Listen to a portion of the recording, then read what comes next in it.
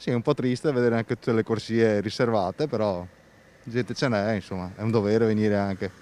Il fluire è mesto come tradizione in questo giorno, l'atmosfera silenziosa invita alla riflessione, ma la visita al cimitero nel dì dei morti continua ad essere cara alle genti che nel rispetto delle misure varcano gli ingressi e percorrono i vialetti. Nonostante il periodo, avendo attenzione, mettendo la mascherina, insomma, arrivi in macchina, penso che si possa fare. Io poi che ho un po' di acciacchi, ho sempre rimandato, ma oggi bisogna.